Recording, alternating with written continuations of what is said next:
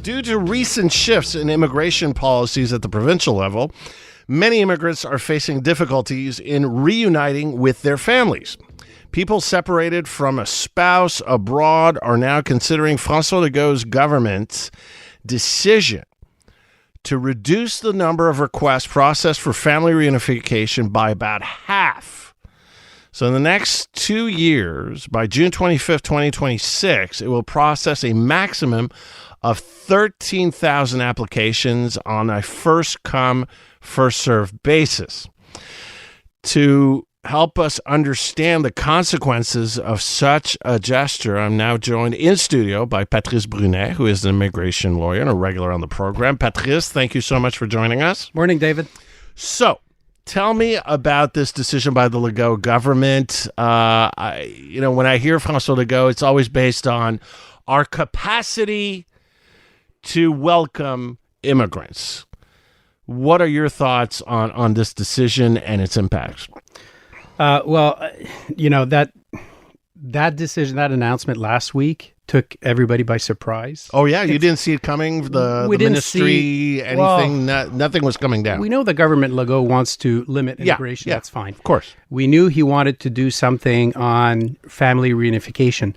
But to project numbers of that level, that's unheard of.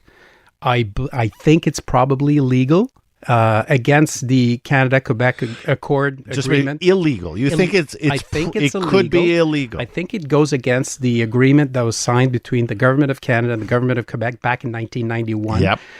That the government of Quebec receives massive funding from the federal to manage immigration in Quebec, because now the government, the Legault government, establishes quotas for family reunification, which is not envisioned in the agreement. True.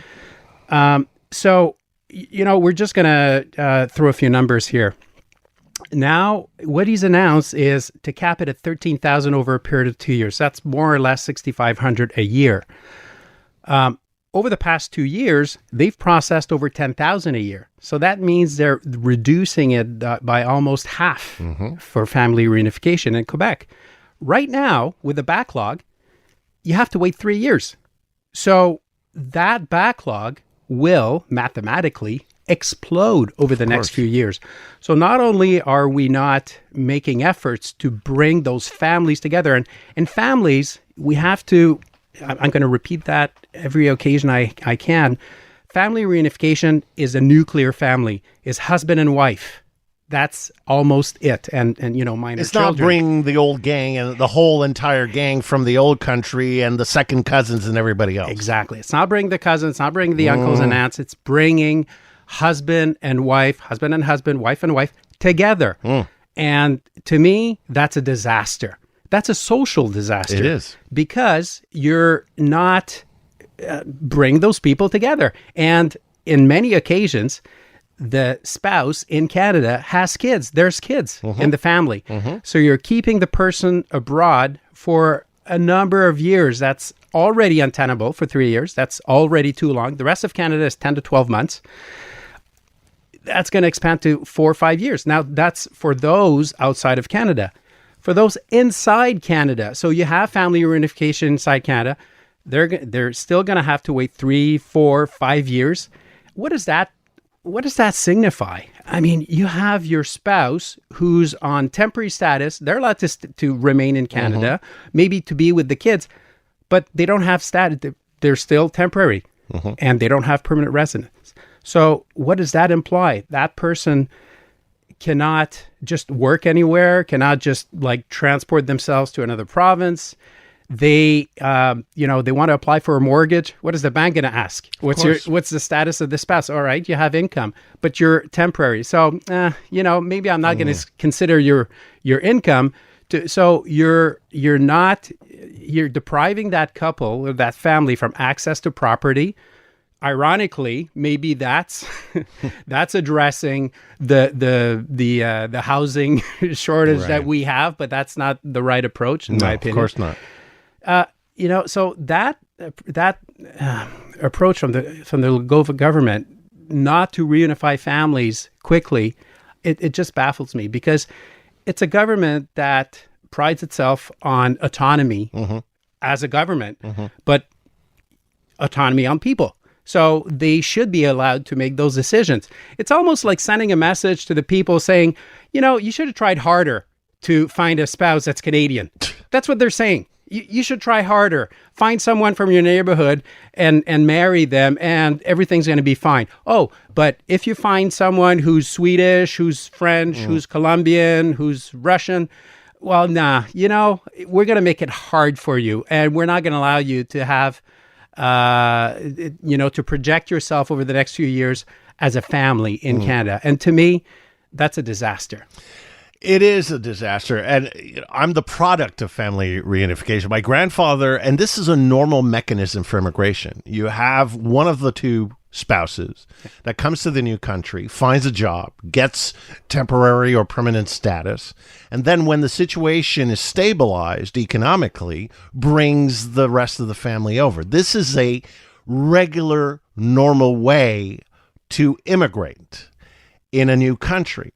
So now, in a situation on top of that where we're seeing massive labor shortages in a lot of sectors in Quebec, does that mean also that the attractiveness of Quebec as a destination for top talents, for working talent, will diminish? And actually, we're going to have people actually decide, well, you know what, I'm going to go elsewhere. Now, you talked about the situation where people are here, they're trapped in their permit, their work permit to an employer, and they can't necessarily move to Toronto or Vancouver. It's not the easiest thing. So they may just leave and go back to where they're coming from or go to another country. But in terms of our attractiveness as a destination to emigrate, won't this hurt Quebec versus Ontario versus BC and the rest of Canada? You're projecting it in the future. It's already happening now. It's already been happening for the past few years. As a lawyer, I have a professional duty to present options to my clients. And one of those options that I've been offering for the past couple of years or so, and that goes against my personal convictions, is to say, well, you know what? Maybe Quebec should not be your province of destination right now. Why don't you consider? And I've known you for decades. You are not the kind of guy who would do that by choice. No, I wouldn't do that because I love Quebec. I love Montreal. I love this country. Yeah. But at the end of the day, I have to provide the right advice to my client, and I have to present them the right options. If they want to remain in Quebec, then that's fine. But brace yourself to wait many years in order to become a permanent resident. Otherwise, here are the options. And the options are as follows. Why don't you move to Ottawa, just over on the other side of the bridge? And you know what? At the end of the day, if one person moves, if the family moves just across the border in Ontario, and they will get permanent residence within 10 to 12 months. Once they become a permanent resident, then they become subject to the Canadian Charter of Rights and Freedom. So as a permanent resident, they can move back to Quebec. Now, they have to be careful because during the process, their genuine intention of residence has to be outside of Quebec. That has to remain throughout the processing the application.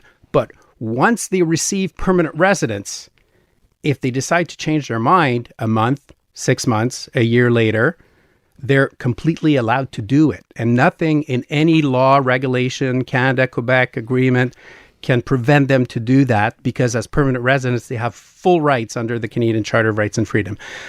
So it saddens me to provide that option to individuals. And it just sends a wrong message out because people will confuse that message that Quebec is not welcome, is not open to foreigners to facilitate their establishment, especially for family reunification.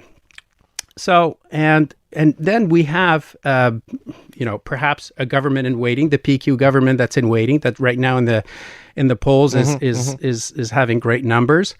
If we had snap elections tomorrow, they would probably come to power. And they have the same philosophy. They want to reduce the immigration. I don't know what their position is on family reunification, but certainly they want to break down the numbers. They've established ceilings of 30,000. So I'm fine with the Quebec government establishing quotas for economic immigration. That's fine. Family reunification, don't touch it because that's the core of who we are as a society. And that's the core of who were going to become second and third generation. Yeah. And on top of that, the numbers are so small comparatively to the whole immigration debate. They're small. This is a symbol. It's a drop in the ocean. Not only are they small, but they live together. Yes. They don't. They don't contribute to the housing shortage. They don't. They live together. Patrice, that's all the time I have. Thank you so much, as always, for your insights. Appreciate it. Pleasure. Thank you, David. Patrice Brunet is an immigration lawyer here in Montreal.